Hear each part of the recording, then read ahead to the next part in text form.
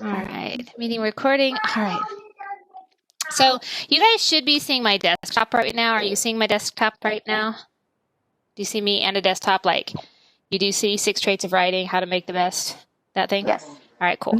Thanks for your help. Because sometimes I'm like, I don't know. All right. I want to move this recorder thing.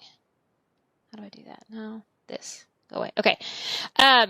So I would say probably if I had to describe the subject that's actually the most mistaught, and actually one that is the most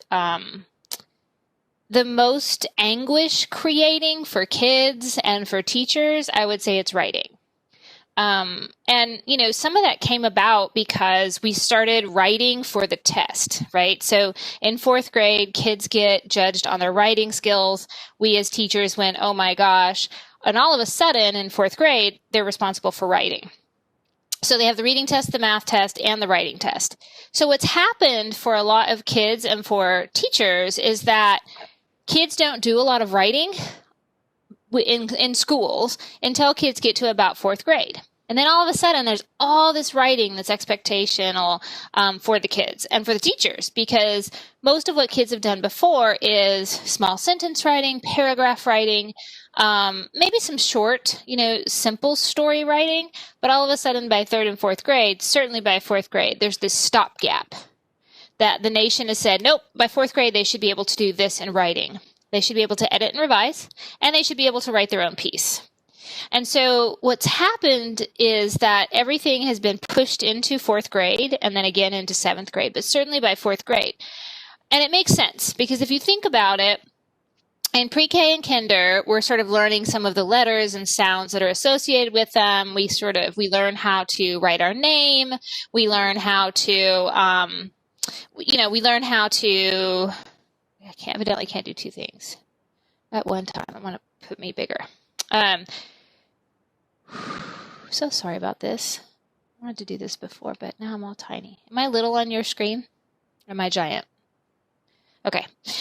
So with that, what has happened is that in pre-K kinder, they're learning letters and sounds, right? Then as they move on into 1st grade, they're then attaching those letters into sounds into words, like high frequency words, decodable words, and they've started some of that in kindergarten, but really it's 1st grade where it hits hard with phonics, and specifically, of course, that grapheme-phoneme connection, but into chunks of words and onsets and rhymes and those sorts of things. So you play a lot of word games with how words work. A lot of word rhyming, homophones, all of those things. Then by 2nd grade, they start really kind of utilizing those to write stories. Now, I'm not saying they're not writing stories in 1st grade, but their stories are going to be very short, very incomplete, and more like descriptions of something, like I went to HEB, we ate corn. They're going to be very simplistic sort of ideas that they're trying to put down. 2nd grade, they do some stories, but as most of you have seen, we're going to look at some writing in just a little bit. Kids are still grasping onto the words that they already should know. Okay, so those high frequency words that they've memorized, like of and the ones that are very highly predictable and highly decodable. Either or, highly predictable and or highly decodable. So you get kids who are now starting to write some stories, but it's not until 3rd grade that the teacher probably has a true writing program. 2nd grade, that you might see them doing handwriting sometimes. You see them, writing in their journal or their sponge log, something like that. And they're writing it, but there's not a lot of accountability for the writing being readable or the writing being something that the teacher, you're going to go back and edit and revise and move through a process of writing. In general, process writing starts around 4th grade or should start around 4th grade, for sure, if kids have not been doing it beforehand. One of the problems that we see is that a lot of times kids have not done a ton of writing until they come to 4th grade. So then in 4th grade, teachers are attempting to teach writing based on what's needed for the test. And when they do that, what ends up happening is kids hate writing. Because all that they're given to write about are prompts that are teacher-driven. And they're teacher-driven because the teacher's trying to get them ready for the test. The problem is you're going to kill motivation for writing if what you're doing is test prep. That's why you get kids saying, I don't know what to write about. I don't have anything to say. I don't know. And part of that is brainstorming, right? Having enough ideas in my repertoire. But most of it most of it is they don't know what to write, but what they mean to say is, I don't like to write. When they say, I don't know what to write, what they mean is, I don't like to write. And when kids start writing, especially if they feel like they can't read their own writing, right? So when you have a kid and try to read it back, they try to read it back and they can't read it. It's very frustrating when they've worked on something so hard. And most of the kids that can't read their own writing work really hard at it. They're still sounding out words. They're still looking at the spellings of words. They constantly ask, hey, miss, how do you spell? Like that kind of thing. That kind of kid is often the kid that struggles. And that's the same kid that needs it the most. They need to practice writing a lot in order to be good at it. You do too. I mean, I do too. I turn in articles even now. I've been doing this a really long time, and I'll get pieces back that have just bloodied, right? And I think, oh my gosh, like I've been doing this a really long time and I'm still getting feedback. You guys are still getting feedback, and you've been in English classes your whole life. You literally had a language arts and reading from the time you were 5, some of you 4. So from the time you were 4 until the time you're 34, you're still in classes that are asking you to be writers. Yet you've had very little practice at actually writing and rewriting in order to increase a grade, but also to increase understanding of what's needed. We don't spend a lot of time on it. So when kids are offered the opportunity to make their pieces better, and the number one thing that they need is to trust that you're going to help them make it better, then they'll engage in the writing process more readily. So when you're teaching ideas, no? Isabel's like, no. She's talking to someone else. That's awesome. Yeah, my daughter's telling me, she's like, I'm going to swallow my gum. And I'm like, no. Don't swallow it. Write about it. No, I'm just kidding. Write about why. So what we want to make sure that we do is that we create a space in our classroom that is writing focused. Writing focused can look really, really different depending on the grade level. Now, I can tell you in my master's classes, I make students develop lesson plans and then use those lesson plans in their classrooms for 6 weeks. That doesn't matter if they're teaching pre-K. They still have to do writing workshop, or if they're teaching 8th grade, they still have to do writing workshop. So I'm going to talk a little bit about what that might look like for pre-KK, right? 1 even, and we'll talk about what it looks like in the older grades too. Mostly what you read, if you've read my book, is that you've read about how to go about doing it and creating your own mentor text so that you're writing and the kids are helping you to make your writing better, a modeled writing idea. And modeled writing is great. It's a great way to get kids involved and for them to see your think aloud protocol so that when you're writing, they're listening to what's going on inside of your head as you do a part of the writing. But really, one of the biggest issues for kids is that they have to trust that you're going to help them make their writing sound good so that when they're sharing in class or when they're turning something in, they feel good about their writing. And what that means is that you have to conference with the kids and teach lessons that they can then utilize right there. Now, it's a very different framework than what you're going to see, which always gets me because if you look through the TEKS and in terms of SAISD, I'm going to show you in just a minute.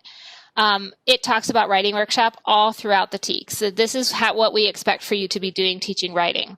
However, even though that's supposed to be happening, teachers will quite often give up on writer's workshop. Because what ends up happening if you're pulling a group to work with or you're doing a short mini lesson and they are all writing, like they're working on the writing and you're conferencing. So you're pulling a kid or a small group over at the side. Just like with guided reading or centers, oftentimes teachers give up too quickly. Kids start talking, or you feel like they're not on task, or you constantly are having to snap your fingers, or whatever your way of getting them back on task is. Oftentimes teachers get frustrated that you feel like the kids are not doing what they need to do, and then you stop it. You get upset about it, but you stop it. And then what really is the problem with that is that the kids never learn how to do it and how to be autonomous on their own writing. So to give you the best advice I can as we start looking at this stuff is to remember 2 things. 1, you're not going to see it out in the schools very much. And the reason you don't see it is because teachers get frustrated too early. If you can get through practicing this for 5 weeks, just 5 or 6 weeks, I tell you, it will behoove you beyond belief because the kids will be able to do it on their own while you're able to conference with them. I promise you, just like guided reading. Stick with it, and the kids actually will start to fall into what the rules and requirements are. Promise. So I'm going to talk a little bit about my examples and my experience with teaching it, and but I'm going to put you in breakout rooms in just a minute after we've looked at how do you grade a first grader's paper. How do I know what a third and fourth grader should even sound like? My argument to you is this. You actually do know. You'll get better at it the longer you're in teaching, but you actually do know when a piece of writing meets requirements that would be, wow, this is impressive. Oh, this is okay. Or, whoa, this is a problem. You're pretty good at those three, right? Excellent, it's okay, I think, or it's a mess. It's a total mess. We are pretty good at those. So we're going to string those out a little bit so it feels more like a Likert scale, like a 1 to 6. Like, what does it look like? But that allows you to know about how to go about grading as well. So the goal is that the paper gets better over time, not that everybody's paper looks alike. And as somebody who's done grading for TAKS and then STAR in terms of writing, I can tell you this. What's going to get the highest rating is a kid who comes up with a really great idea and is able to follow that idea. An idea that a lot of kids don't come up with. That's the only way to increase scores so that they are commended. You will not have kids that are commended if they're choosing very prior experience related topics. Now, let me say it again, because a lot of times we tell kids to rely on their prior knowledge. Here, we're telling kids, hey, we want you to come up with a crazy cool idea that you don't think anybody else is going to talk about. Because if kids are all talking about a topic, then it becomes a very developmentally aged topic, meaning if all fourth graders immediately think about talking about their pet, which a lot of them do, or they talk about a trip to HEB or Six Flags, a lot of them do. And so when they pick those topics, those are very developmentally appropriate. There's nothing wrong with them. But unless they do something really extra with it, they'll never be commended on it. Whereas a kid who comes up with an idea like monkeys in space, that kid probably has nobody else that's going to write about monkeys in space. And when they're able to do it well, pretty well, it automatically goes to a commended. And that's because no other kid has that idea. And you can see inside of that idea imagination and creativity and voice and all of those things. So it just by the first thing choosing topics that are new and engaging, and we got to get kids there. Because primarily what I see is brainstorming activities that are like a heart model or something, where each little part of the heart are things they love, like my pets, my grandma, food, church, and they sort of think of those. But it's not those main ideas that we want kids thinking about. It's the little ideas underneath that, right? So it's taking church and then looking at what I really like is the ritual of church. Or what I really love is singing. Singing is my favorite. And so talking about it in specific ways about what hymn you like and why you like it. So that we start looking at the detail pieces, that helps writing to get better. We're not going to ask first graders to do that, but we definitely are asking our fourth graders and third graders to do that. The more practice they have doing it, the better they're going to be at it. And writing and reading are reciprocal. This is a good test question. It's reciprocal. And what that means is that reading affects writing and writing affects reading. So if I engage in really good writing teaching, the reading skills of that kid gets better too. If I engage in good reading skills and I'm doing writing in my class, the writing will get better too. Once kids have heard really great hooks for stories, like how someone might write a particular type of hook to get a kid interested. I love like Diary of a Wimpy Kid to show this because it's like pow, bam. And then there's this hook and kids hear it in the stories that you're reading and then can apply it. Okay. So have y'all seen writing done out in schools at all? Is in any of your experiences that you want to share, how are they teaching writing? What have you noticed? Anybody? Actually, this is Daisy. Mm-hmm. Because I have to do observations for field residency, and I mainly observed the teacher doing a session for reading or like writing and stuff, Mm-hmm. and then a session for math. And the way that she teaches writing is very much like how you were describing the teachers teach writing right now. They teach it very to the to the tests. Mm-hmm. Like she tries to get them to write about something that is interesting to them. Mm-hmm. Like she had them write the other week about one of their hobbies. Mm-hmm. And then she explained to them that they needed to pick a hobby that they would be able to get multiple ideas from, so Mm-hmm. that they could write multiple paragraphs about it, and that they could like flesh it out. And she read 2 examples to the class, and they were really good.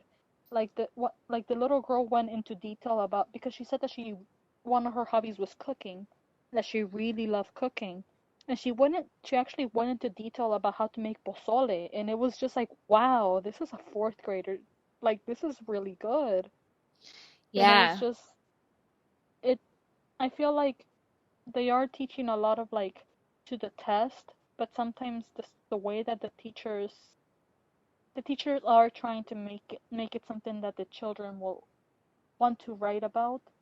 But I feel like sometimes they have difficulties with that, because they are in the conflict of, do I teach for the test, or do I teach because it's something the children might like? Oh, you're I feel so like spot on. yeah. Yeah, I mean, I think that's every teacher's nightmare, right? Is trying to choose, how do I prepare them for their test?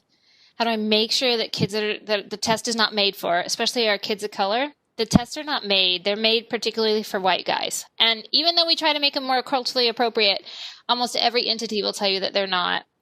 Now, in that, with the prompts that Daisy's talking about, that is an example of a prompt. And I don't like using prompt writing in general, but I can tell you there are definitely prompts that kids will grab onto and really love.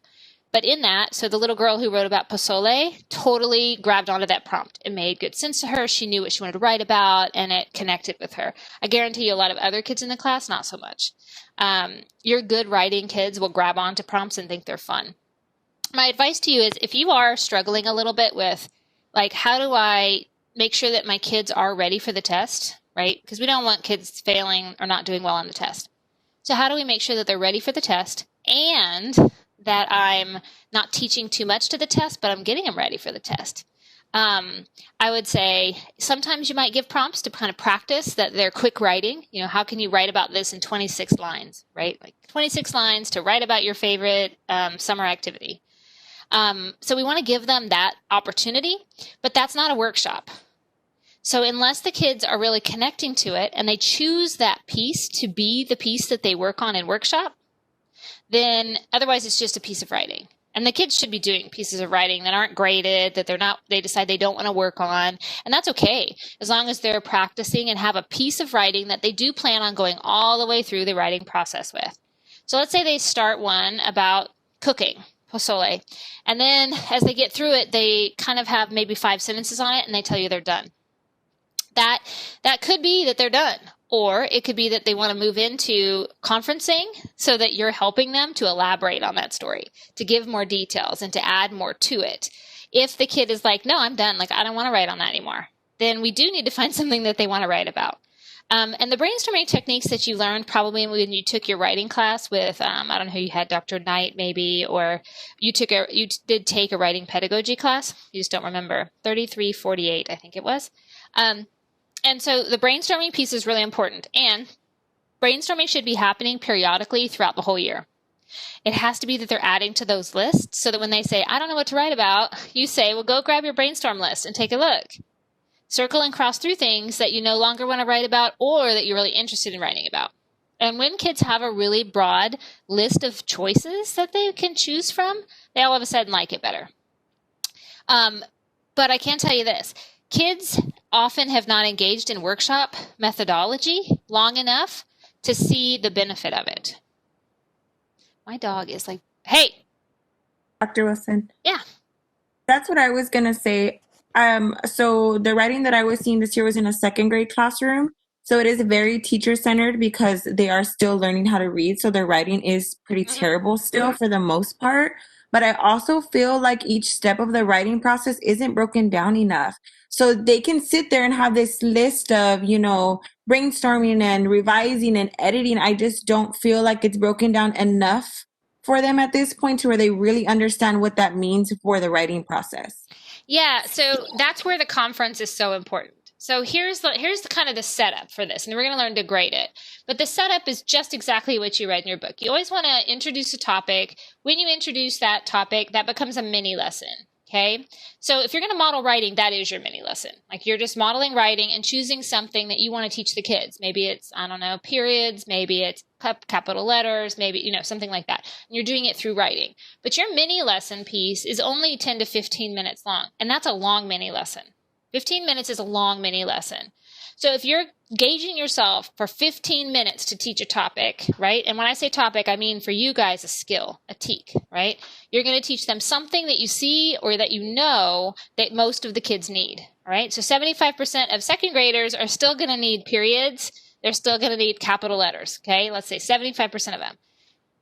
You're only teaching for about 10 to 15 minutes, and the reason you're doing that mini lesson is so that when you go to your back table or your desk or that wherever you're going to sit to conference with the kids on their writing, that you can then hold them accountable for it because you've taught it.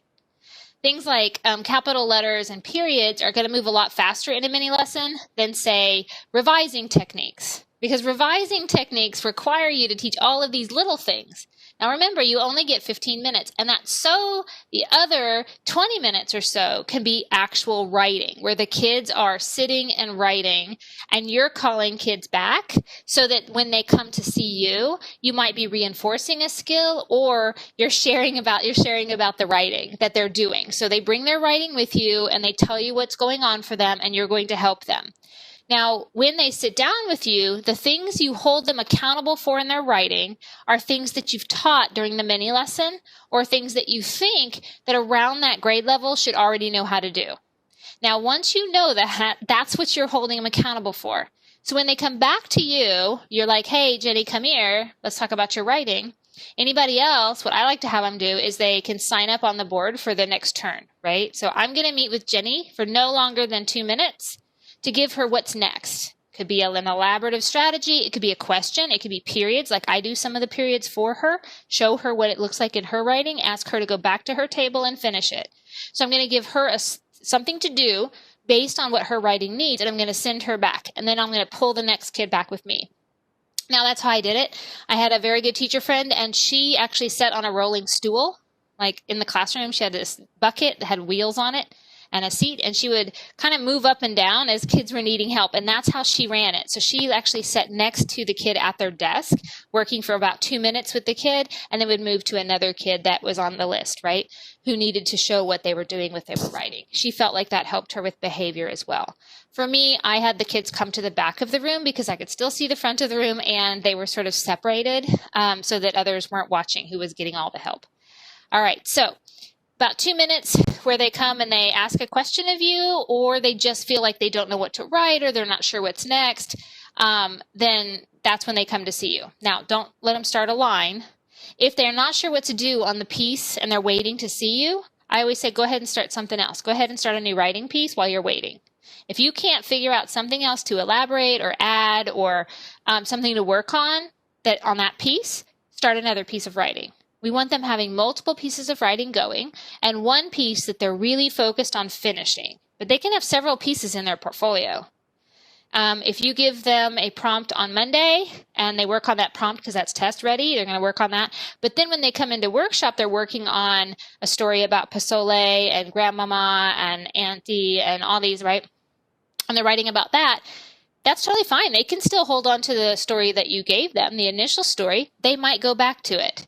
But they're more interested right now in writing the story about Pozole. So you let them. And I will also tell you this. If you have kids that don't sign up to come back to see you, you got to catch them. Got to catch when they're not coming back. And lastly, when a kid feels like they're ready and they've met with you 2 or 3 times on their paper, like they've already had 2 or 3 things that you've asked them to do to better their paper, I like to ask the kids to turn in their paper with me so that I can do the editing as well. And then at that point, I add the editing so that it's easier for the kid who's going to share that writing and make a final copy to do it. I'm going to fix it. That allows the kids to trust you that you will never make them stand up and share something or sit in a group and share a story that's not easy to read or that's not good. Now, good I use in quotes. I'm talking about the kids seeing it as good. And when they see that you've done the editing in the end, they worked really hard for a week and a half or 2 weeks. If it's the younger kids, I would say every week they should be publishing something. Little ones should publish something, even if it's a picture, every week. So K2, every week they have something that's publishing. It doesn't have to be 7 pages long. Once you get into 3 to 6, somewhere in there, the expectation is that it's longer and that they might see you more times. Okay, so in 4th grade, I might see a kid who's working on a paper 3 or 4 times before they're ready to publish. They will have done editing and revising, and then they're going to turn in their paper to me. I'm going to make sure that it's right on, and I'll fix things. And then they go in and they write their final copy based on my edits, which is another whole thing you'll have to teach them, just so you know. You'll have to teach them editing marks so that they can read what you're asking them to do. Now, all of that has been shown that when you give the kids the opportunity to go back and try it again and input it on their own, be autonomous, it's that gradual release of responsibility, right? I'm going to hold myself responsible for you doing good writing. And then over time, I'm going to release so that you're responsible for your writing. So in the beginning, you might do a lot of edits when they turn stuff in. But after they have copied for their final draft and they're attempting to read what you've told them to do or to add, the paper A does sound better and they're more proud of it, and B, they trust you and then themselves to know that they can be a good writer. Does that kind of make sense to you guys? Okay, but here the big thing is, even if it's not working for you, please make sure in your schedules that you attempt to have about 30 minutes for writing. We always say we shaft science, like science never happens sometimes in some grade levels because we're teaching too much ELAR or this or that. Just know that when you are teaching writing can be inside of a science genre. There's no problem with kids writing about climate change or writing about seal puppies or we don't really care as long as they're practicing writing. So don't think that it always has to be some set out time that is every day. It can be included in one of your subject areas that has enough time to give to it. You do want them to be writing at least 30 minutes a day. Now, remember, 15 minutes of that, 10 to 15 minutes of that is your mini lesson. The next 15 or 20 is them writing. And it should feel like, okay, we got to get to work because you get 20 minutes on this paper. And I promise after a little while, you will have kids who are like, oh, miss, I never thought it would happen, and it totally does. They will start wanting to keep writing, and you will start feeling bad because you're making them stop. You feel bad. It's like when you catch the kid reading underneath the desk, and you don't know what to do about it because they really need to be listening to you, but it's reading, and they're reading Harry Potter under there. And it becomes this whole ethical and moral dilemma. So will writing. Some of them will want to write letters to their parents in prison, or they want to write, they want to interview grandma for a story, or they want to go across and talk to Tia about her cooking adventures. And all of a sudden they'll come up with these really cool ideas, and your job is to help get it on paper for them.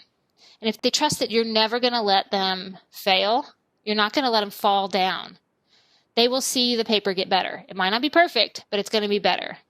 And our expectation for kinder, first, and second grade looks a lot different than our expectation for third and fourth.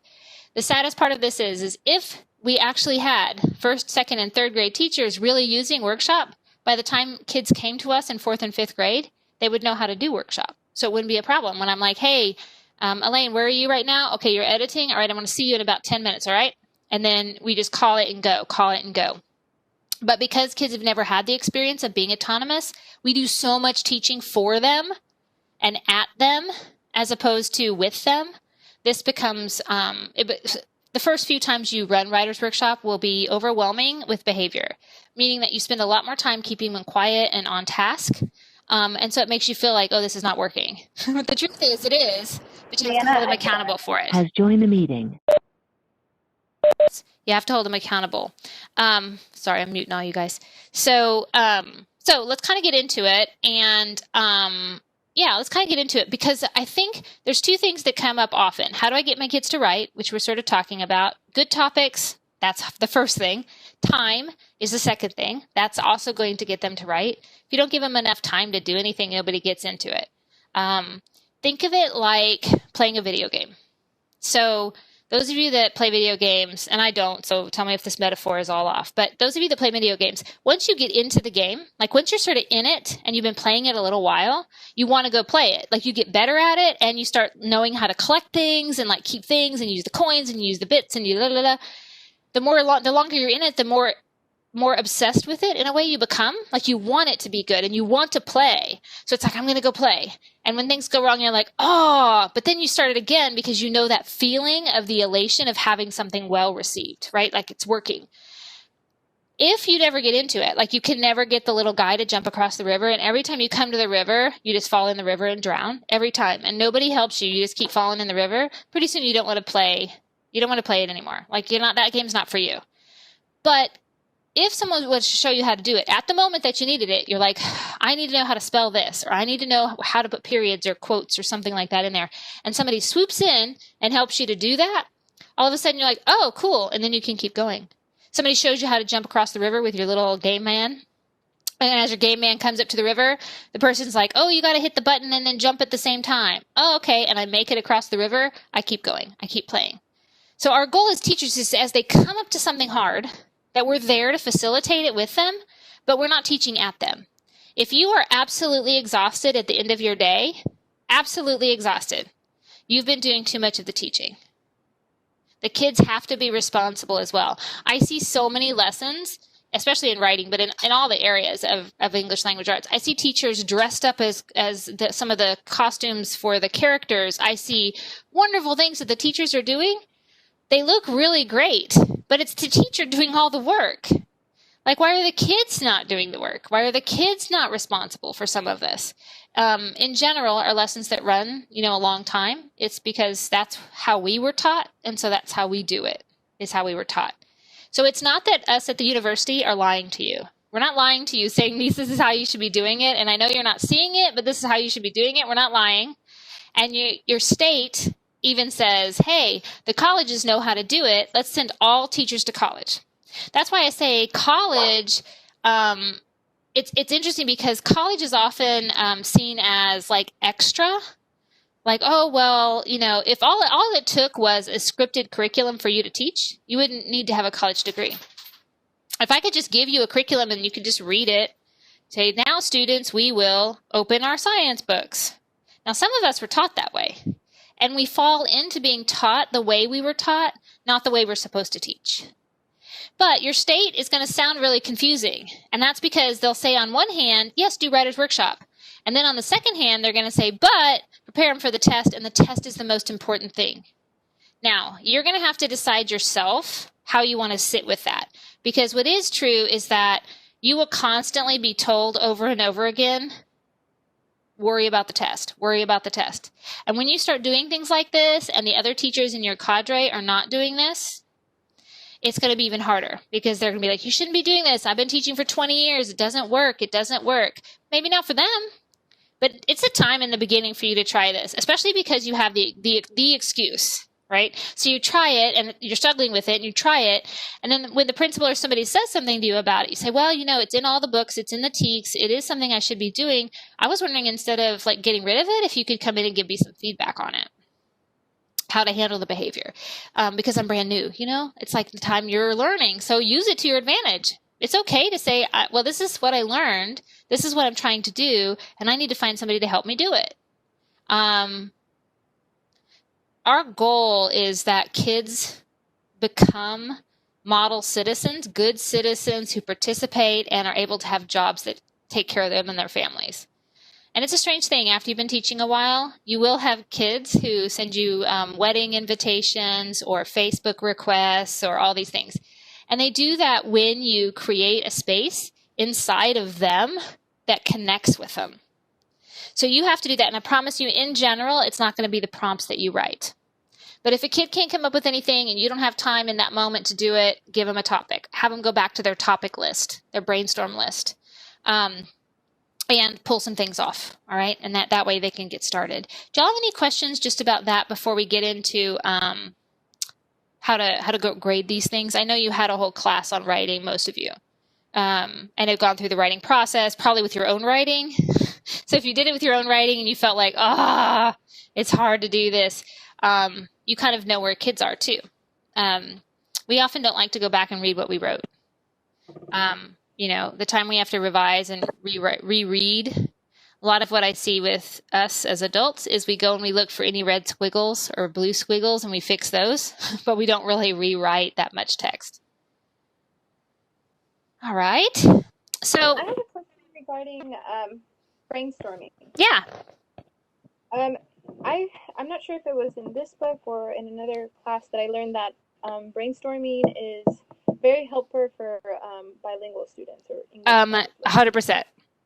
Yeah, it is one of the most impactful things for our ELL kids that you can do.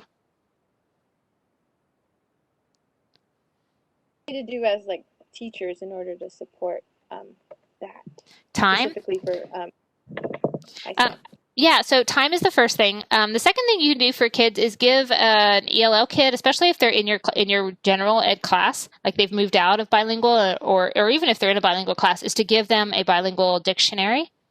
When they look through a bilingual dictionary, it'll often tell them, what something that they want to write about in Spanish and then in English. So if they want to write about the beach, but they don't know it's called the beach, and they want to say, well, it's playa, playa, they can look it up and then know the English word as well. That allows them to use both, so that in their writing, they could say playa or they could say beach. And especially with the little ones, it's okay that they're code switching. They still should be code switching. Now, that doesn't mean when they come to you that you don't say, hey, playa. Playa actually is a Spanish word, see? See, look at that. That's a Spanish word. We need to know the English word. Go check that out. Go look it up in your dictionary and come back and tell me what it is. So that they actually are able to distinguish between the two languages. And those of you that have studied in bilingual ed or ELL classes, at A&M, I know you've heard this, that after kids move through a silent phase where they're understanding a lot more than they're speaking, and writing's really great for that because they don't have to share it with everybody. They can just be on their own with it, and they can trust you to do the writing and to help them turn it into English or turn it into good Spanish if you're in a bilingual class. Same thing happens in a bilingual class, by the way. If you have the kids writing, you're still calling conferences, you're just doing them in Spanish. So if you're having kids write in their L1, then you're just doing the same thing, only you're doing it in Spanish. If you are transitioning them into English or they're in an English-only classroom, then the goal is that you can recognize that they're still code switching in their head. When kids are still code switching, they'll say things like, "Donde está bathroom?" And like they're mixing, which is a very Texan way to do things. We mix all the time. Even English speakers mix all the time. I'll tell you, after living in Texas my whole life, when I come up here to Oregon, which is where my family is, and I come up to Oregon and they say that there's an accent, right? But the accent is specifically on Spanish words because that's how I learned them in Texas. So it's taco, right? Not taco. It's taco. Having a taco. Or we're going to have enchiladas. So my D's are very soft with the TH sound, enchilada, instead of enchilada. And so even myself in learning those words, I learned them in an environment that was very multicultural, and therefore it comes out with a little bit of that sort of an accent or dialect with it. And that's for the kids. Kids need to know that's okay. Like, we want them to have multiple languages. I wish we could have all of our general education classes, general English classes, also teaching language, just like other countries do. Because what we do know is anybody who speaks multiple languages has a higher higher brain synapses and stuff. There's more synapses inside of somebody's brain who speaks multiple languages. And they're in high demand for work. Yeah, you can pretty much pick your job. You could. If you wanted to teach in a general education classroom, even though you were bilingual, you would be picked immediately, especially in South Texas. Oh my gosh. To be a bilingual reading specialist, you could literally pick the school you would want to be at. You could be like, I want to work at Northside, Colonies North. And pretty much you could find a job at Colonies North because that's how sought after bilingual reading specialists are. We don't have any. In general, people that go in to finish their master's degree are white women. And so to bring in, which is what I love about A&M, why I'm here, why I started the reading program with you guys, with this in mind, was that kids need to see representation of their own cultures in the classroom. And that's who you get to be to them. And writing is a place where it should feel judgment-free. It's about learning. It's about your writing getting better. And if it's getting better, then it's better. Like, that's it. The end. When a kid is sat with you 2 or 3 times, they're done. Have them make the final copy, draw the picture, ready to share. And they don't have to all share on Friday. In fact, they shouldn't be all sharing on Friday. Some of your kids will, some of your kids won't. Some of your kids, it'll be Tuesday, and you'll have them share at the beginning of writing, and you won't do a mini lesson because they're going to share. But it's very discouraging at first because you feel like, why aren't they writing? Their behavior's bad. But you have to remember to bring them back to the writing. But you have to remember that they are human. And like, I'm about to put you in breakout sessions in a minute. And when I put you in breakout sessions, you're going to talk to each other first.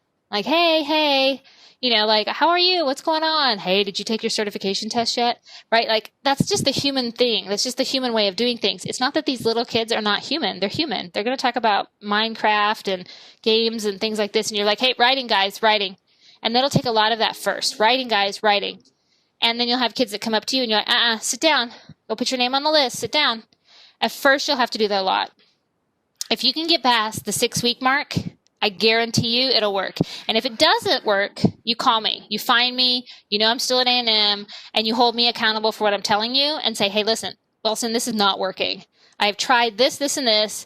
Help me. And I will say, you know what? I want to come out and see it. Not as a judgment to you. My puppy is crazy. Hey, hold on. Hey, you know I'm being recorded with you mojos. Go on. Get out of here. Go. So sorry. So if you're having issues after 6 weeks, or even if it's a little bit before 6 weeks and you're like, Wilson must be crazy. I read this whole book. I'm trying to do this. What's going on? And let me come out just and like, let's sit together and figure out how to make it better. I promise you it'll work. You just have to give it some time, just like anything else in your classroom. Any sort of behavior you want the kids to do, you're going to take time to do it. Writing is a great one right now too, because I don't know what it's going to look like for a lot of you student teaching. You know, I'm very hopeful we'll get back face to face, but writing workshop online is such an easy thing to do. It's great. It actually works really, really well because the kid can send you a file or show you a file. Now, I am talking about kids that have internet access, right? So that in and of itself has been an issue in some areas. I'm not neglecting that, but let's assume that kids sort of have access at this point. They can send you something that they're working on or show it to you by showing it on the screen, you know, holding the camera so you can see it. All you need is a couple things to talk to the kids about. You don't give them like 25 things on a list to fix. You give them 2 and a Post-it note. So have them write down the 2 things that you say or write it in an email to the parent or to them, because some of you guys are using like Schoolology and stuff. You can write to the kid. And so you write to the kid things to do, and then the kid works on the writing at home alone, on their own. And then when you see them again, you should see more writing, and you should also see the 2 things that you asked them to do. And if it's not there, and they weren't sure how to do them, then you show them again how to do it. In general, kids are either really good writers for the grade that they are in, so 3rd, 4th grade, great writers. They're mediocre writers, or they're low writers. Low writers. So all of the kids that are high writers in general are going to need one thing, right? They most need is elaboration. They've got all the other stuff, but high level writers in general need more elaboration. It's not periods and capital letters anymore. The middle writers need some periods and capital letters, and they need some ideas, and they need some revision techniques. They take the most of your time. And then you've got the low writers, which you would think take the most of your time, but really you're just holding them accountable for the things that you've taught. So they may not have amazing elaboration yet, but they do have periods and capital letters. And they're going to see that their paper gets better. When they trust that the paper is getting better, then that's when you know that you've got them, because they're going to get to share with their friends and not be the dumb one in class. Nobody wants to be the dumb one. Nobody wants to be the bottom. Nobody wants to read a story that other kids don't like. But I'll tell you something. When kids start liking other kids' writing, they start giving compliments, which is what you want them to do, the kids will want to write about that topic over and over again. I had a child, maybe I'll put this up just so you can see it. I had a child named Sterling who was this giant kid. Like he came to me in 4th grade. He was repeating 4th grade. So he was like one of those that looked like he should be a 7th grader, and I'm only 5'3", so I'm short. He was huge. He was taller than me. He was bigger than me. And I couldn't figure it out because he also in class did these like amazing things. And yet he had to redo 4th grade. So when I talked to him about it, I was like, tell me about this, because you took a benchmark, you did really well on it, and I'm confused why you're here. He said, well, teachers get in trouble for that.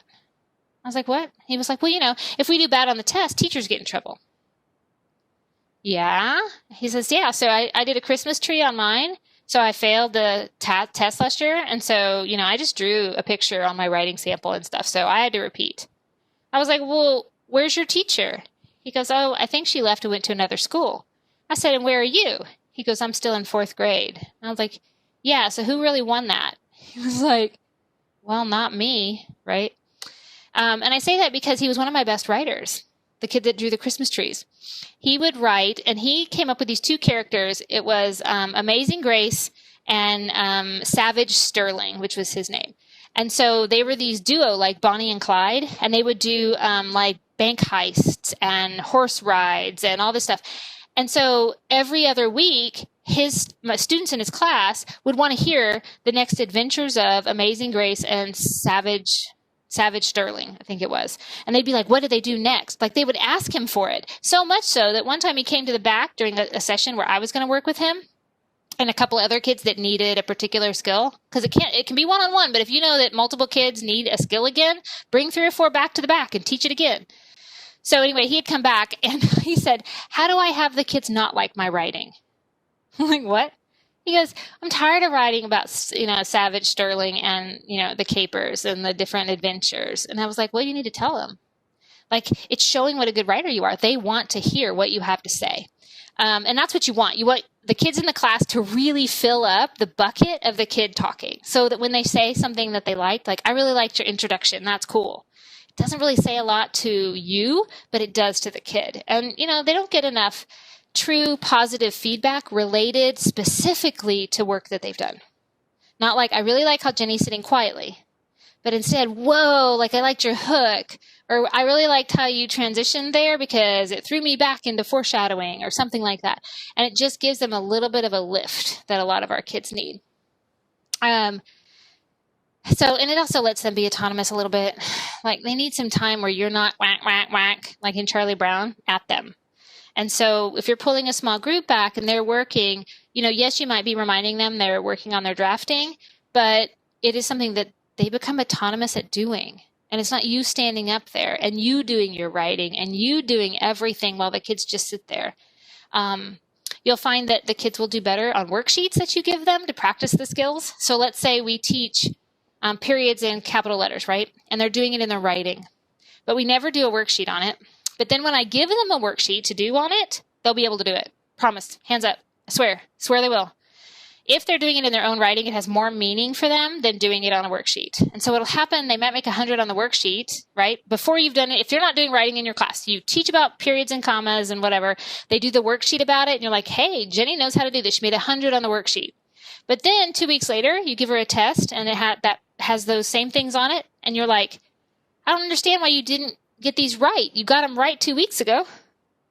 So if you're telling yourself, I don't know why you didn't get this right or why these kids are struggling with this thing, you should look at what you're doing. As soon as it's attached to them and their practice, they'll do it. My kids always came about, and it was so hilarious every time because writing is a high-level skill. It's hard to do. It's hard. We think it's hard. We know it's hard because we make you do it from the time you're in pre-K till the time you graduate college. You took composition classes. We know it's hard. And what you get is kids who are at the bottom who actually move up into the middle. They actually move up. And so, when I was teaching, when you have a master's degree in reading and have been a reading specialist, and then you have a PhD in reading, what kids do you think they give you in your classroom? When they make your class list, who do they give you? Ones? Yep. Yeah, you get the bottom ones. You get the ones who are at the bottom that nobody knows what to do with, the ones with the low scores, primarily boys. I taught one year, I had 20 boys and 2 girls. 20 boys! So it's like, what is it? Why are they giving you those? Well, because they want to trust that you have the skill to do it, right? But I'll tell you, $100,000 or $150,000 answer to everything in the world. The way to get kids to be better readers is to make them read, right? You got to find a way to get them reading. If you want to make them better writers, you got to find ways to get them writing. Now, that cost me a lot of money to tell you that. I've spent a lot of time studying this, and that is literally it. When they get it attached to them, and they feel like they don't want to let you down or their friends down, and they're able to do it, like you can walk across, hello, kitty cat. You can help them to do it, then they'll do it. They'll do it when they feel like they can. All right. So have I told you the story about the Paletas man? The Paletas guy. Okay. So this is my story about, this is my metaphor for it. So when I first moved to San Antonio, I live over in the west side off of West Kings Highway. And I had my first puppy, and she was awful. And I was teaching until 10 o'clock at night. So I wouldn't come home until about 11. And it was my house was right over there by Woodlawn Lake. And so I would walk her, but she wouldn't get tired fast enough, and I was exhausted. And she'd want to keep walking and walking. So what I decided to do was to become Caesar Milan.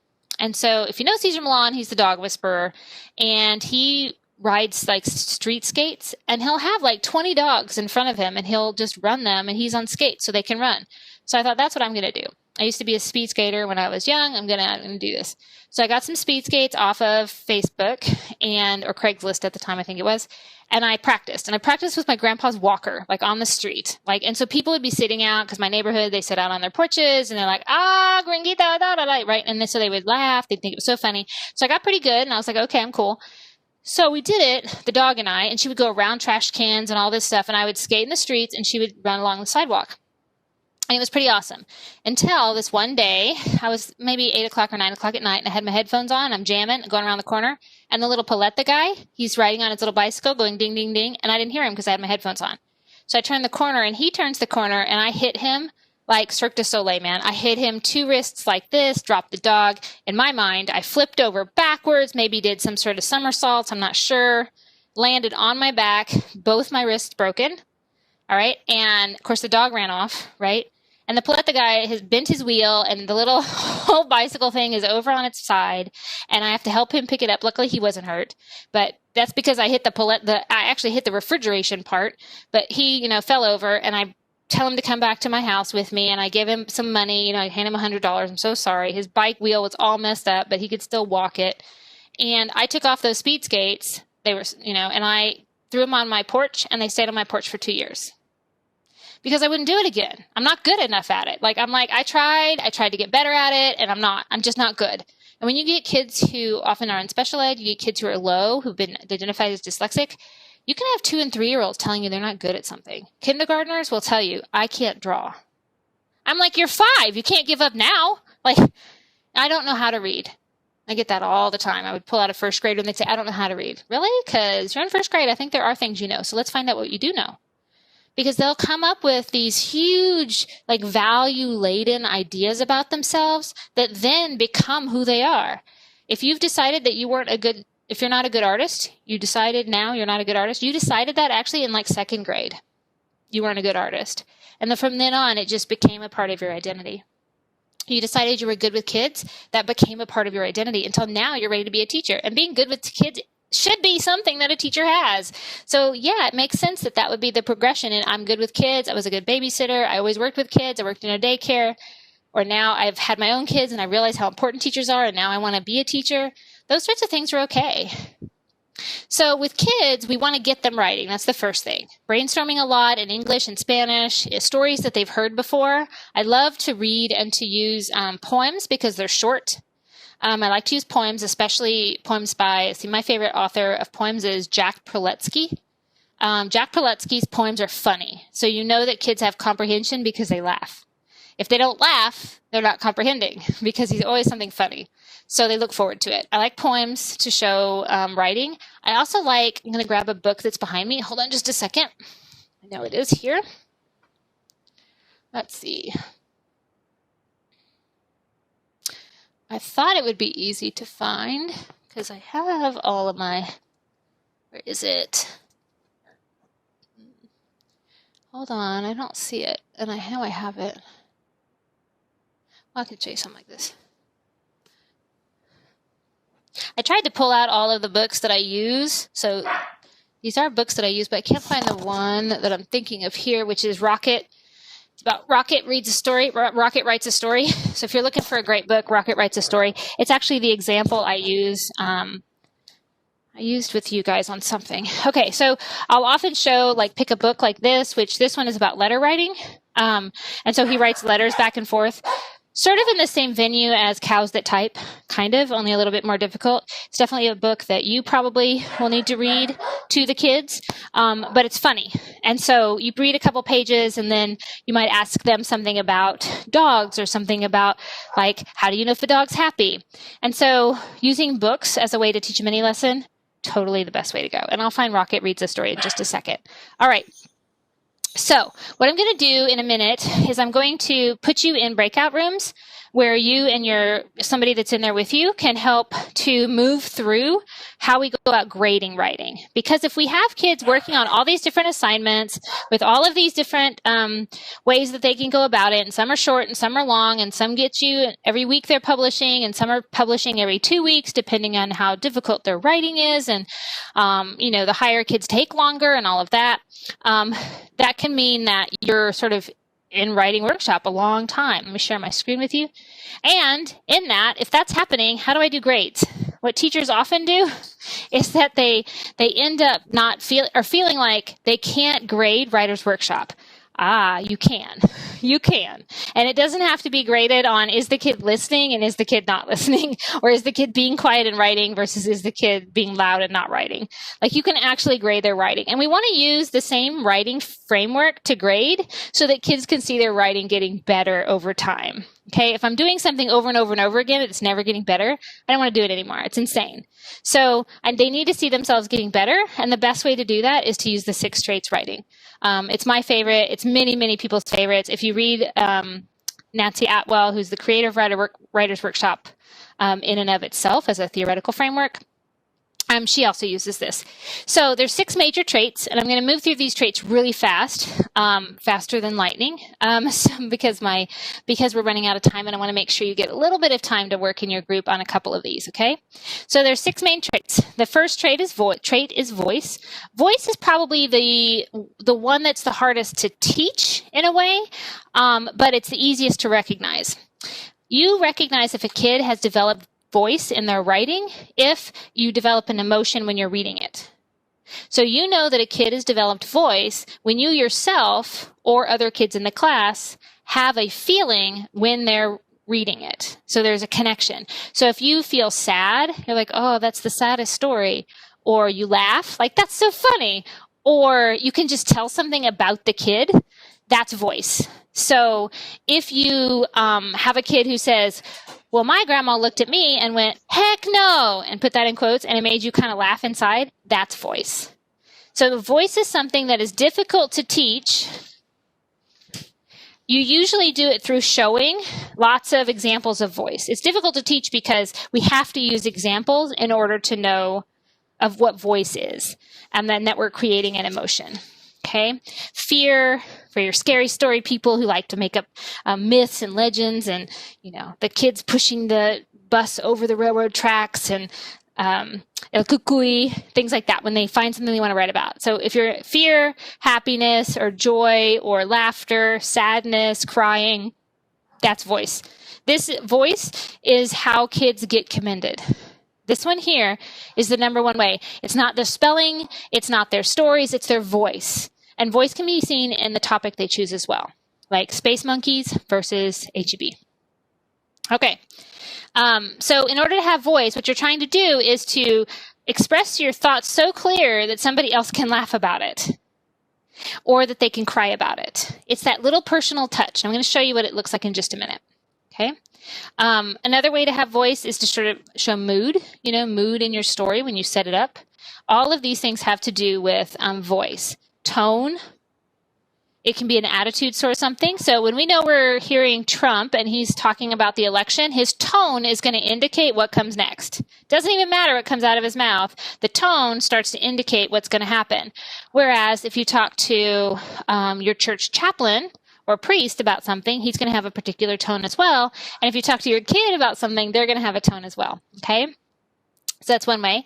And then, so we got voice, mood, and tone, which all go together.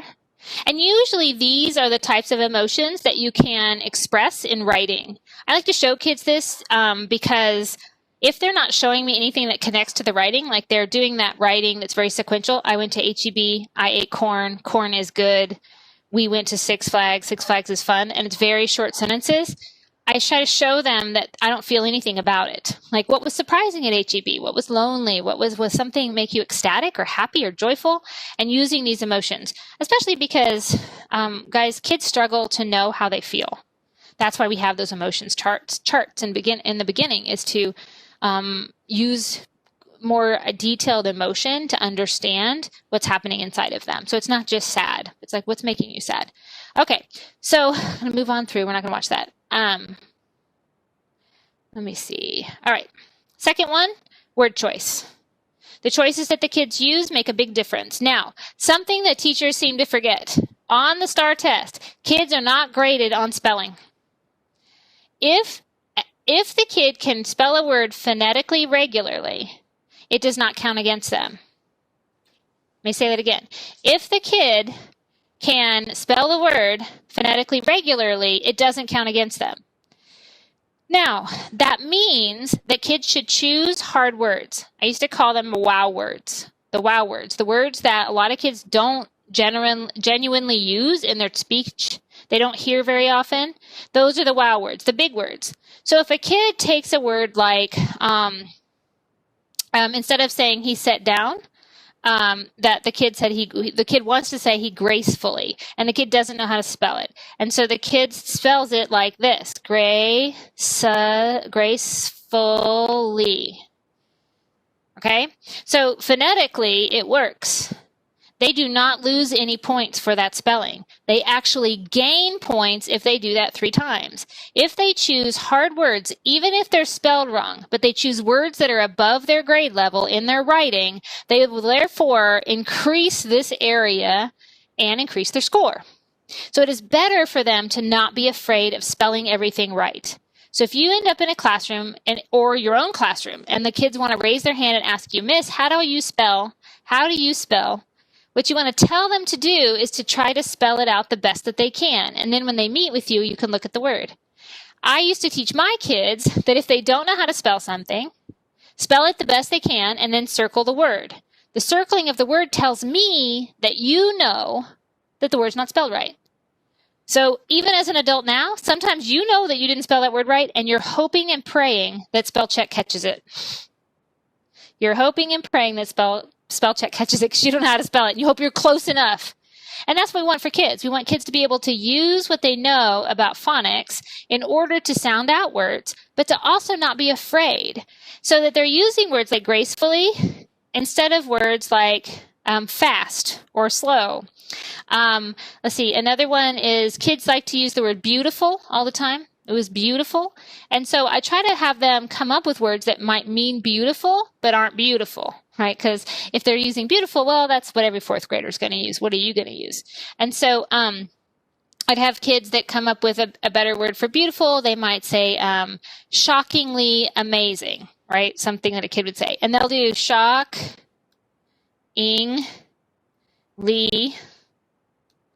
amazing, right? All good. This increases their score, does not decrease it. So my kid would circle this saying they know that they spelled it wrong, right? But that's the word they want to use. They think that's a better word. The funny thing about this is my kids, when they did take their STAR test every year, I would teach them about circling it, and it like lessened their fear. Like they could move on without knowing. They knew that it wasn't spelled right, but they didn't have to raise their hand constantly and be like, miss, miss, miss. So they could just circle it and like take a breath. And the funny thing was, is even on their STAR test, I told them, now don't circle words. It's okay for you to spell them incorrectly to know that they're not spelled right, but just pick your big words anyway. They would circle them. So I walk around, and just like walking, checking on what they're doing, whatever. And I'd see all these words circled because it makes them feel okay by not having it spelled right. That's really what it is. All right. So onward we go. So now, in the older grades, as you move into 4th and above, this idea of raft, you might see this on your test. That's why I included it in here. It's a strategy for writing, primarily for 4th grade and above, I would say, where you pay attention to what your role is, what audience you're writing for, what's the format of the paper, which usually for our kids is beginning, middle, and end. Or rising action, perhaps you might have beginning, rising action, climax, falling action, resolution. But that's sort of your format, and then topic. So these are the main things that kids would pay attention to during writing. This is a strategy. It doesn't really say anything about how to do it, but it's an acronym that you might see if they are talking about writing. Okay, we don't use a lot of acronyms in writing. This is one of the few. Okay, so, and that's basically just this PowerPoint will go through what each of those are, like point of view for role, audience, of course, is who you're writing to. And you might be writing to your teacher, you might be writing to your mom and dad, you might be writing to the kids in your class, but having sort of an audience in mind. Format, topic, and then, you know, we would, in class, if we were doing this face-to-face, we would do this on a story of the Three Little Pigs, the true story of the Three Little Pigs, or another story that you might know, like Click, Clack, Moo. And we'd look at who are they actually, what's the role that each is playing, who is the audience, what format is the book in, things like that. And that's how we practice it. All right, onward we go. Moving forward, but I will tell you, like, go back and just take a look at that little raft section so you kind of in your head have what raft is. Okay. This is a nice long one. Sentence fluency, or third way, are the sentences inside of their writing varied in length? So I know you've all heard kids that write with very short sentences. I went to the mall. The mall is fun. The mall is the best place. The mall has shoes. The mall has, and it just starts to sound like that over and over again. That's low sentence fluency. Sentences should be different sizes. They should have quotes in them, so here and there, not too much. It's about sort of balancing the ways that a good reader wants to read, right? So even though this is writing, you're thinking about your audience, but you're thinking about how it's going to sound. How easy is it to move between things? All right.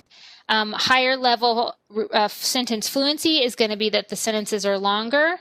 You might have some short sentences, but the sentences are longer. Okay. Where's my other stuff? I'm actually going to move out of this. I'm going to go into this. This is the packet that's inside of your readings. But what I want to look at right now is here, okay? On this left-hand side, these are what we were just going over. These are the 6 traits. And you can kind of see here, there's voice, which we already talked about. And here's sentence fluency, which we already talked about. I want to talk about the rest of them. So the first one is ideas and content. And literally, this is about how they came up with their idea, and then were they able to write about the idea. So if they decided to write about monkeys in space, cool topic, right? So there's the idea, high-level idea. Were they able to write about monkeys in space, or did it all of a sudden move to, you know, H-E-B and how they like H-E-B, where grandma was their favorite person and she died and it's really sad. So if they're moving between different things, that's low-level content but a high-level idea, right?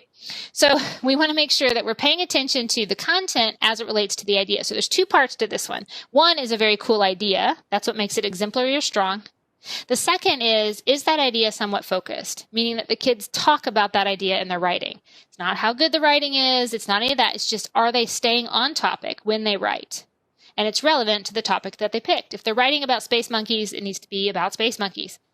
All right, so that's the ideas. Organization, for all of your writing, it doesn't even matter for you. If you were a kid in school and you learned all these different types of writing, like writing how-tos and compare and contrast and stuff like that, no longer are we having kids write like that. We are having kids pay attention to the beginning, the middle, and the end. So the middle can look a different way, but it's the beginning, the middle, and the end. Okay? So for your organization, in most of the stories that the kids are doing, even if they're 5-paragraph essays, we want them to have a beginning, a middle, all the things that happen, and again, multiple paragraphs in the middle, and then an ending that sort of ties it back together, okay? So that's what organization is. Is it organized? Does it make sense? Is it logical? And does it build beginning, middle, and end, okay? Voice we talked about. You're going to know it. You're going to know voice because you're going to feel something. You're going to feel like you know this kid. You're going to smile. You're going to laugh. You're going to cry. You're going to feel like, oh, that's so sad. Or you're going to go, huh, right? Word choice, we talked about that. So having high-level word choice is always better, even if it's spelled incorrectly, but is graphophonemically correct. If it's graphophonemically correct, close enough, they get credit for it being a high-level word. Sentence fluency, varying the length of our sentences so that it's easier to read. And the last one is the one that teachers spend too much time on, which is conventions. Like making sure that they've got apostrophes and periods and capital letters and that they're using quotes correctly and that there's only a few errors. But you'll notice here, guys, this is only one of the 6. One thing. Now, it is something that's pulled out in your STAR test. It's pulled out, and then they have to do editing on pages, on text that's given to them. But during that editing, it's almost like what they would be doing on their papers. When they're practicing on their papers, they're able to take it and then transfer it into the work that they're doing with their STAR test. If you're actively having them work on conventions. If you have them doing worksheets on conventions, the chances of them being able to transfer from worksheet to test is very little. It's when they use it themselves that they really learn. All right, so that's sort of how these 6 traits come together, and they move from exemplary, which is like outstanding for that grade level, okay? Outstanding for the grade level. Strong, which is good.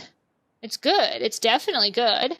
Proficient, meaning, well, they've done enough to meet the grade level requirements. Developing, well, it's coming up. It's coming. It's just not quite there yet. And emerging and beginning.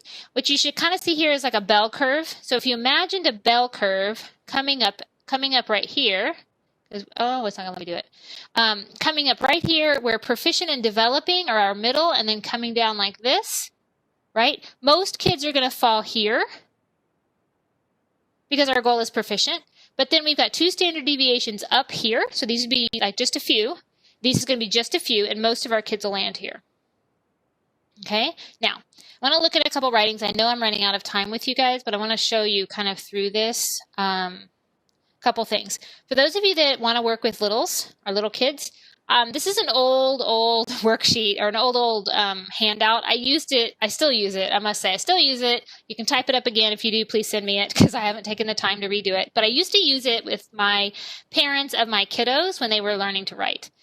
Because I wanted them to realize that writing is developmental and that you have to be doing it to get better at it. It's recursive. So early writing looks like scribbles, but the kids know that those scribbles stand for words. Then it'll start to have little points and look like words. You see spaces in between things, but it still is scribble, right? But it's linear. It's starting to look a little more like writing. Okay, and this would be probably your kids that are first grabbing onto, this is first learning how to hold a crayon, hold a marker. This is they now have some ability to move and to recognize how text works. Then they start to get into kinder and first, and you start getting things like this, where they're doing letter-like forms. They've seen these letters and they're trying to practice them. And so once we get here, we know kids are ready to write. Kids are ready. When you see kids like this, they're not quite ready probably to be pushing themselves into this. They're going to do a lot more copying at this stage. So copy this. Copy these letters. Let's practice making B's. That's what you're doing here. In linear drawing, you would be practicing letters, how to make the letters, how to make the letters go to the top, to bottom, like recognizing what they should look like. Down here, they're practicing again, but they're not doing it so separately. They're doing it to make meaning. And when you go over to the kid who did this and you say, hey, tell me what you wrote about. And the kid says, oh, well, this is about my trip to HEB. And it goes together like XYZ. But this is what it is, right? And you're going, wow, I see that XYZ. Look at how you're doing that. So let's look at the Z and how you make a Z. All right. That might be a mini lesson for your early grades. Your early grade mini lessons are things like holding a pencil, putting the paper at an angle, putting the pencil to the paper. Early grade stuff is like using a crayon, practicing letter writing, right? Those are the kinds of things you'll do in early grade. All right. So I want to show you one. Now, I've got a couple in here for you guys to try. We're out of time, which makes me a little sad because it's my favorite. I did put commentary in here, but I want to read one of them and see what you guys think about it. Let me find the one I want. I have this one. Okay, here's a good example. This is just a very general, I'm going to ask you what grade level it is, what grade level you think it is, but this is a very general looking paper, right? This is the kind of paper that you see in what kind of grade level? What grade level do you think this paper is in general? You can have highs and lows in every grade. I think third. Or Third grade. Yep. It's like second grade, third grade, like late second into third. Okay, so now let's read it for content. Let's read it for these different things. Sentence fluency, content, all that stuff. September, right? My birthday. When it was my birthday, I was very happy because it was my birthday. I got a lot of toys. I was very happy. I love my birthday. It is very fun. My birthday. All right. So there you go. There's your sort of late second grade, and she's worked on it on her own. This is her first, her attempt at this. So let's take a look. So does she have a high-level idea or content? Is birthday, do you think that that's a creative idea? Nope. Raquel's like, no, not really. Yeah, no, not really. I mean, does it sound kind of developmental, writing about a birthday? Should sound like, okay, well, probably second, third graders, that's probably about right? They're going to write about something like that. So you might say it's developing, right? She kind of has an idea, but the content is at least related to the idea, right? So she's not failing because everything she wrote about was about her birthday. It just didn't say very much, but she didn't go off on monkeys in space. She stayed on the same thing. So you're like, okay, ideas and content, I'm going to say she's around a 3. How about organization? Does she have a beginning, a middle, and an end to her story? We'll go back and look. Does she have a beginning, a middle, and an end?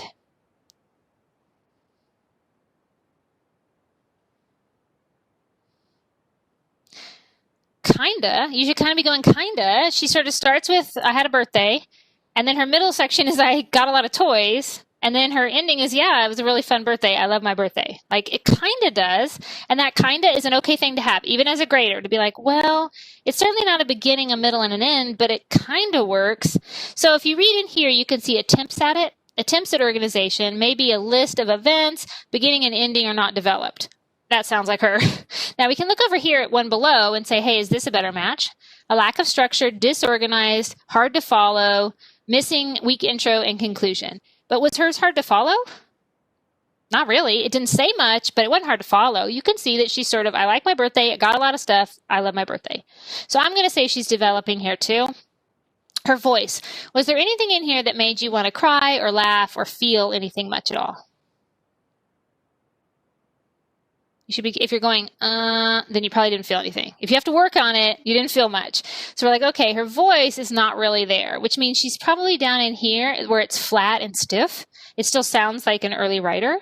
So I'm going to choose, which is under emerging. She's emerging. She's starting to find a voice. She doesn't have it yet, though. Okay. Some of you might even say it's lifeless. Like there's really not much there. I feel a little like, well, she does say why she likes her birthday as opposed to saying nothing. So I'm going to put her emerging. Word choice. For word choice, remember this is choosing harder words. It's having wow words. Okay, words that you're like, wow, cool. She doesn't have any. There's nothing here that makes you go, oh, that's a big word, cool. So if they don't have any, they're definitely going to be down in here. Down in here. It means that they have a very limited range of words. Some vocabulary might be misused, but it's just such a small number of words that you can't tell. So you're going to give her a low score. Sentence fluency, her sentences are almost all exactly the same length. They're very short and very stilted. So she's probably going to be down here too, where it's not difficult to follow. I can follow hers, but it's kind of choppy. It's monotonous. It's got the same sentence pattern over and over again. And sometimes there'll be run-ons. She doesn't have run-ons though. That's what I would like to say about her is that her conventions are actually pretty good. She is trying to use conventions with her capital letters, but they're incorrect, right? So you can't really tell where she's ending and where she's beginning, her periods, except she is trying with sentences to use some. She knows that there should be some, but they're kind of incorrect a lot of times, and she's missing periods. So then if we go over here to conventions, we're going to say, well, is it frequent errors or numerous errors? And I would say she didn't have any. She didn't have much at all, so I'm going to put her down here. Now, that is in comparison to a kid like this. Okay, so here's another one. This is the same grade level, and already when you look at it, you should go, whoa, cool, right? Like already you're like, wow, this is a pretty good example of a kid writing. So if I was to look at this grade here, so let me read this really fast to you. If you need to go, I understand. This summer I went to the zoo. We saw many animals like monkeys, snakes, alligator, kangaroos. Later on, we went to the petting zoo. I petted goats and pigs. The goats felt very hairy and not soft. The pigs felt like the goats, but with less hair. As we walked for what seemed like hours, we came to the tigers. The tigers were the funniest. One tiger dropped a rock, and the mom went to go get it, I think. Dropped a rock and then went to go get it. Okay, so there you go. So now we're going to take a look here. How about the ideas and content? Pretty good, not good, sort of good. What do you think? Pretty good. She's got some elaboration in there. I like that. She's got a transition here. I'll look at that in just a second. But like she has given me some nice details here, and she stays all on topic. So while it's not crazy, an amazing idea, it's not a bad idea for a third grader. So she's not exemplary. It's nothing cool or different or new, but it's definitely strong or proficient. So she's going to fall somewhere in here, and you are free to pull something in the middle. If you're one of those people that like, well, I'll do a 4.5. Like I'm a 4.5 girl if you haven't figured out in your grades. You're like 0.2569721. Like I like give them the points that they give it to them. So if you like a middle person, pick a middle. But she's really clear and focused. It's an interesting idea with appropriate detail. Nice detail, like that the pigs felt like goats but more hairy. Like that's pretty cool. All right, so I'm going to put her here with strong. Organization, a beginning, middle, and end. Got a beginning, went to the zoo, kind of a middle, what they did, sort of. Not really an ending. Just sort of like ends without any ending, right? She just stops. I ended the page because I ended the page. A lot of kids will write the end, like so that you know they take up like 5 lines, the end. All right. So organization-wise, I'd say she really doesn't have strong, or it's sort of appropriate, but sort of there's some issues. So she's going to fall somewhere in here, and developing or proficient. I think she's pretty proficient. Maybe if she was given more time or more paper, allowed a little bit more movement within, it might have been a little longer. But she's definitely attempting at it, and she's better than our last one. So we're going to say proficient. Voice. When you were reading this, was there anything that made you go, oh, how cute? Or, oh, cool addition. Like, I really liked when the goats felt very hairy and not soft. I don't know why, but I like that little statement in there where she's really using what she knows to write. So it did make me feel a little like, hey, okay, that's kind of cute. And if I think that's kind of cute, then I'm probably going to at least put her at proficient, okay? Because I did feel something about it as opposed to my birthday, all right? So I'm going to say, well, right there with voice, this is a kid I would want to teach voice to because they'll use it, right? They can use it. She's ready to learn that, but she's probably right now just proficient at it. Word choice. Now, she does some really cool words in here. Like, she even spells kangaroos right. Like, okay, I'll give her, like, a bonus right there. So she needs 3 wow words, 3 words that are like, wow, to make you give her the highest, right? So right now I'm going to give her 1 for kind of kangaroos and alligator, not because they're spelled right, but because she chose to use them. So I like that one.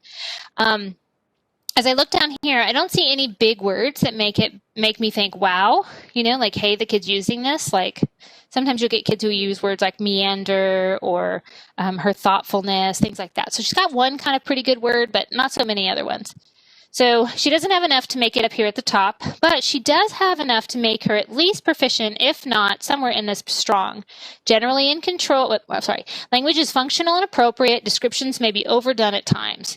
Okay, let's read this one. Descriptive, broad range of words, word choice, energizes the writing. Well, not much. I think I'm going to put her here. I could put her halfway. I'd be okay with that too. Sentence fluency. Now, if you look at her sentences here, she's even got commas, which we're going to look at conventions in just a minute, but you'll see she's got a nice long sentence there. Takes almost 4 lines to write.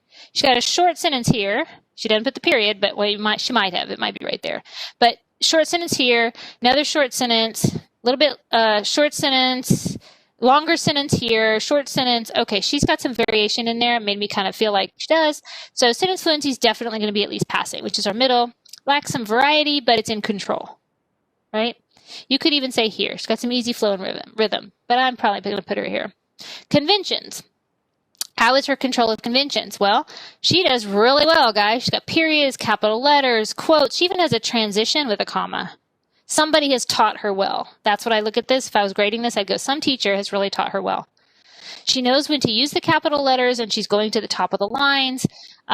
She's even attempting to do some things like funniest, right? What she knows, you can tell she knows to turn the Y to I, but she doesn't get rid of the Y, right? So she knows what she's supposed to do. That's a good teacher is what I would say. So when I look down here at the final one, conventions, I'm going to say she actually has pretty good control. I'm probably going to put her in between here. But she has control of most of her writing conventions. There's an occasional error with high risk, right? She takes a little bit of risk, like with funniest. But she's somewhere in here. When you have kids that struggle with writing, the best thing that you can do for them is to give them a chance to do it. This kid here, this is another example. This is an example of when I was grading for the STAR test. And when they're graded for the STAR test, tests are sent to one reader. A reader will read it, and they will give a score on it. Then it's sent to another person. Another reader reads it, gives a score on it. If those 2 scores match, then the score is given. If the score does not match, so I give it a 3 and the other person gives it a 4, they don't match, they go to a third reader, and that reader will decide if it's a 3 or a 4. So there's been lots of people who read it, so in order to get that score. So here is another example. You'll see there's just a few lines. The kid didn't even make the full lines, but has a really cool idea, right? One time I was in a puppet show. Like, oh, okay, well, that's different. I don't know if it's real or not, but who cares? One time at school, I made a puppet bird. When I was in second grade, we made puppets. Then we had a puppet show. Once in second grade, we made puppets. I made a cockatoo. Then we had a puppet show. I made a bird puppet. Then we had a puppet show. Yeah, so you should be able to take something like this if it's given on a test. Use this rubric to prove why you're giving it the score you're giving it. So this third grader, or this I think was a fourth grader actually. So that fourth grader that you just looked at here looks way different than the other two. What is this one doing differently?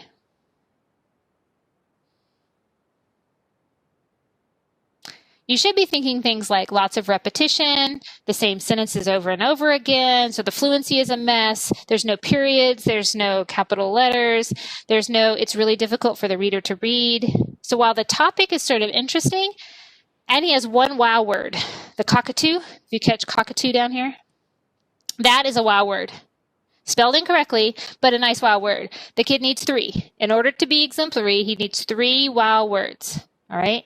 So you see a kid like this. Now, is this kid grade appropriate? Would you say that this is what a fourth grader should sound like when they're writing? You should say no. It's not a fourth grader. Now, it's somewhere in there, and with a little bit of work, this could work.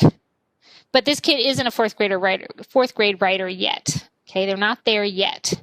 The only way to make them there, though, guys, is to work with this kid. Like, you can't just teach a big lesson and give a worksheet and think it's going to correct this kind of writing.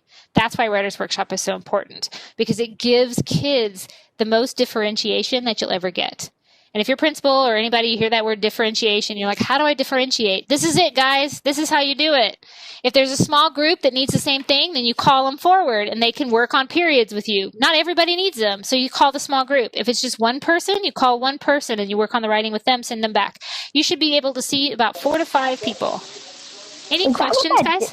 Is that what those dashes are? Are those supposed to be periods? I think is that how so. we separating separate sentences? Yep. Okay, I was like trying to read it and I was like, what is that? No, I love it. Yeah, you caught it. The kid knows something should go there, and it's really easy to correct, actually.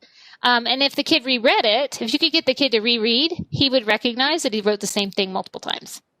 But if they don't reread, they don't recognize that they did. Sort of like sometimes I get papers from you guys, and you'll write high stakes assessment. I used to make you write this high stakes assessment paper.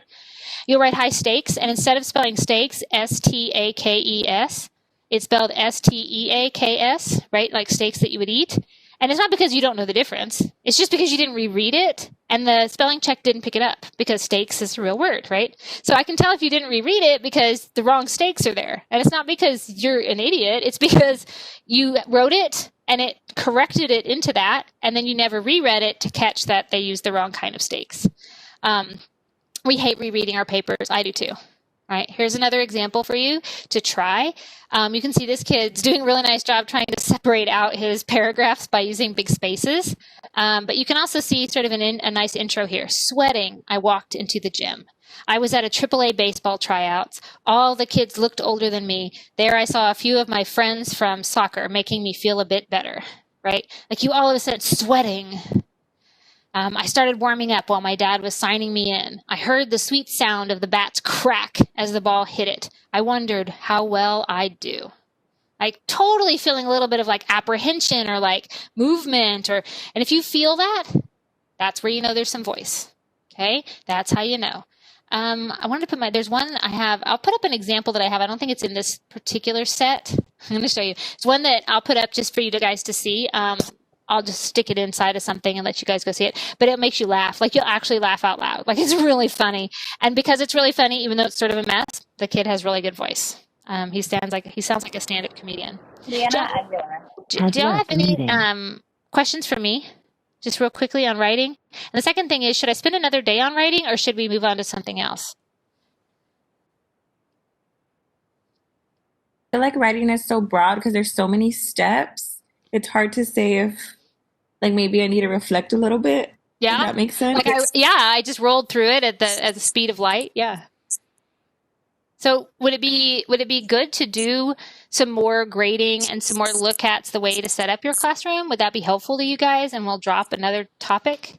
Because like I understood every portion that you said, and it does make sense when you're going through the rubric and connecting that to the writing.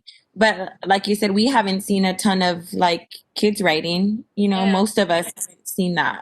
So let's do that because this is an assessment class. Let's work another day on the assessment. So we'll do that next week. So you won't have you won't have anything new go up. And the last time I see you, we'll do dyslexia. Because I am not letting you leave without so that you can recognize it. Can't fix it yet. You don't know what to do with it, but you need to be able to kind of recognize, hey, this is a kid that might be tested. That's the most important thing that as a teacher you can catch early on. And you need to know in that, like almost memorizing the checklist so that you can see more than just the reversal of letters.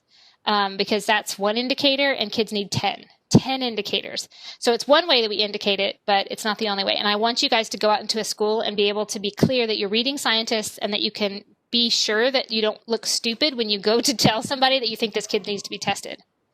You need to know why. What grade do you think that you could actually recognize that at? Good question.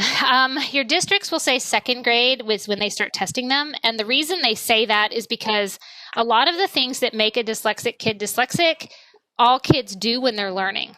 So all kids mess around with letters backwards and forwards. That's a very normal thing for kids to do. By second grade, they shouldn't be doing that so much. So they say second grade.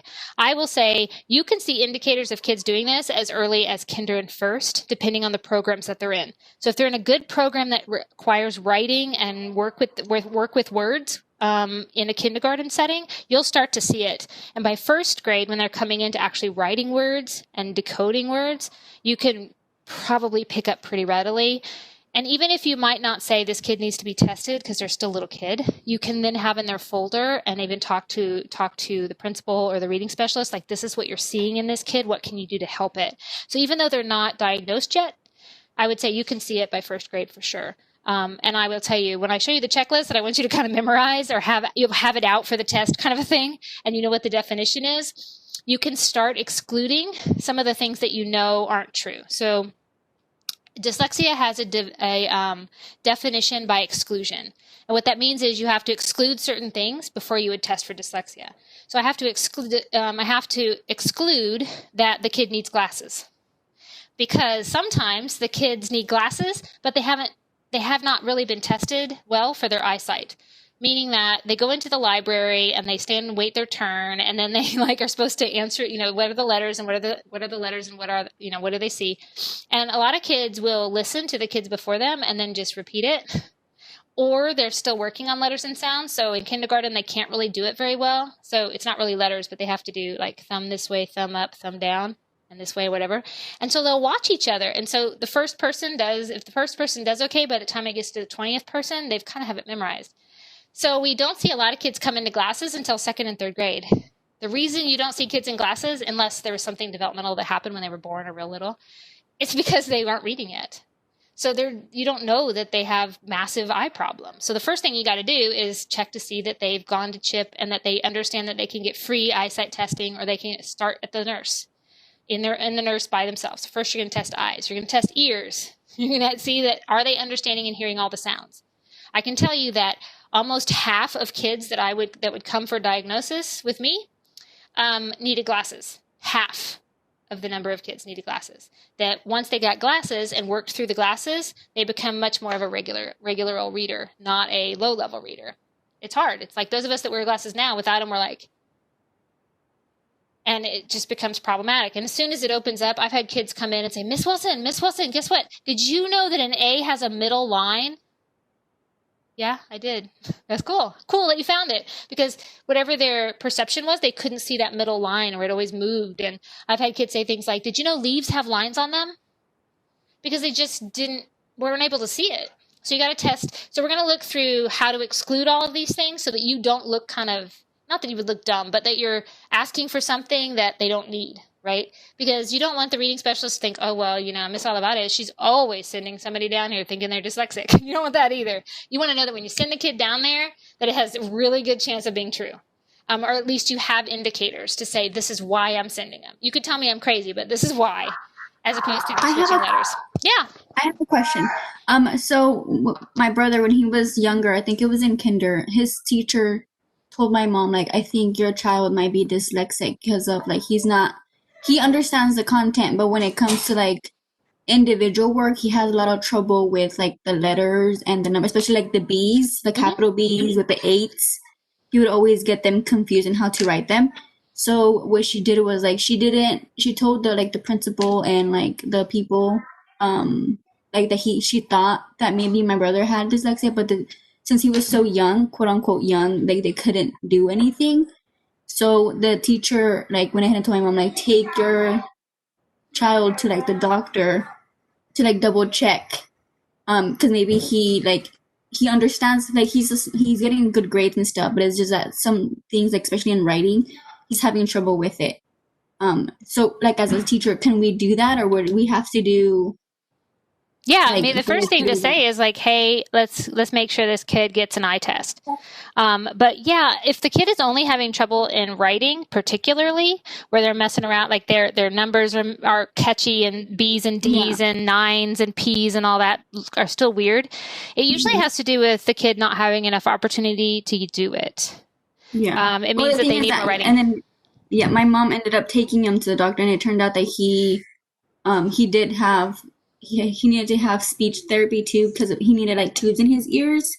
He didn't So that's hear. what he was having. Yep. So he understood what he was, like, what he had to do. Like, he can see, like, oh, this is how you write a B. Yep. But he didn't know how B sounded sometimes, or he would have, like, trouble with that. Yeah, so his was a hearing issue as well, which makes a lot of sense. So all sounds have different ways that our mouths move to make those sounds, right? And so with little kids, often they're with newborn kids especially, their tongues are round. So a baby who can suck, their tongue is actually rounded, and then they'll have a little point, but it's very round. And then over time, our tongues flatten. It's a muscle, and it flattens. And usually by about second grade, the tongues have flattened. When you have a kid who still sounds like a little kid, like a baby, they're like, I spaghetti. That means that their tongue has not flattened enough. So if you have a kid in your household that has a speech impediment, or you think they have a speech impediment and they're little, like they're, early, like 3-4 years old, and they sound like they have a speech impediment, have them hold out their tongue. It sounds so crazy, but have them hold out their tongue, and look at their tongue to see, is it as flat as yours? Because quite often it'll be rounded, and the rounding is what's causing that problem. But you can also have the problem where, like Alejandra was saying, they don't hear a middle range or they don't hear a high range. So, like, p is a very difficult sound to get, right? It's just a p, right? So that is very different than going even buh. So if you can't hear the middle sounds, you're really going to struggle to get it. Or you can't hear the high sounds, like Y. The letter E is a very high sound. So if you're missing a particular sound structure, of course you're going to need more practice with it. I particularly don't like it when teachers tell parents your kid might have dyslexia if they don't know why they're saying that. So it needs to be that you've gone through this checklist, and when you are meeting with the parent at that point, you've already talked to the reading specialist on your campus, and even though they're not being diagnosed, you're saying to the parent, hey, these are the things I'm seeing. These are ways that you can help. Like, you can help a first grader to move through dyslexia. Because remember, dyslexia is a high intelligence disability. Let me say it again. It's a high intelligence disability, meaning you do not have dyslexic kids in special ed. Special ed is for kids who are achieving below whatever the grade level is and often have a lower IQ. Dyslexic kids have a high IQ, which is why it seems so strange, because they can talk to you ad nauseum about things, and they love to listen to books on tape, and they love to watch shows. They have no comprehension issues of that. And as soon as you have them read text, everything falls apart, and they get upset, and it's just a big mess because they're smart and they know they don't know how to do it. So it's a mismatch between what you think they should be able to do and what they're able to do as soon as you put text in front of them. That's what dyslexia is. And of course, you've got dyscalculia. I saw somebody wrote that, and dysgraphia, which is the writing portion. They are almost always comorbid, meaning that if you've been diagnosed with dyslexia, the chances of you struggling in writing or in mathematics are really good. Comorbid means that one of those things go together. The other thing that's comorbid with dyslexia is ADHD. So what we find is a lot of kids who are highly intelligent but have that struggle with the way reading works, and our schools are completely around reading, often show up as having some sort of ADD or ADHD. They seem like they can't hold still. And it's because things like this, when it's really, really hard for a high intelligence kid and they're putting everything into it and they don't see it getting better, they start to look like they need ADHD medicine. So a lot of our dyslexic kids are identified as ADHD. And you'll have to decide if you agree with that or not. But because of how we diagnose, quite often they come together. But it's very unlikely you see a kid who is great in writing and not in reading, or you see a kid that's great in reading and not great in writing. Usually they come together. So once a kid has dyslexia, they're likely to have dysgraphia as well. That's not always true with dyscalculia, but it is true with writing and reading. So, all right, guys, I've kept you a long time and I missed my class, so that's always fun. Thank you. We're going to go ahead and do writing. I'll send an announcement out to everybody that we're going to do writing one more day. Some of the assessment writings, I'm going to get you some that are a little bit more fun to look at and to try to figure out what's going on and to come up with mini lessons. So this next one's going to be about assessment and then mini lessons, like what would you do as a teacher? Because like I said, you can hold me absolutely accountable when you get out there. If this is not working well for you, you call me, you tell me, don't feel like weird about it. You say, Dr. Wilson, you said you would help me and I will help you. This absolutely will change your reading and writing structures in your classrooms. I promise you it will. 20 boys, it will change your life when it starts working well. And you'll start to like it too. You'll start to like it. You'll start to want to do it more often and to hear what the kids have to say. Because kids are really funny, actually. If you don't laugh at kids and what they say, you're probably not in the right career. Just saying. If you don't find them and laugh a little bit too, you can cry a little bit, but when you don't laugh a little bit at them, I had a kid the other day. This was online. So we're working on reading together, kind of like his tutor, I guess. And so, and he goes, "What are you wearing?" And I just started laughing. I was like, when somebody asks you that on the computer, you're like, you know what I mean?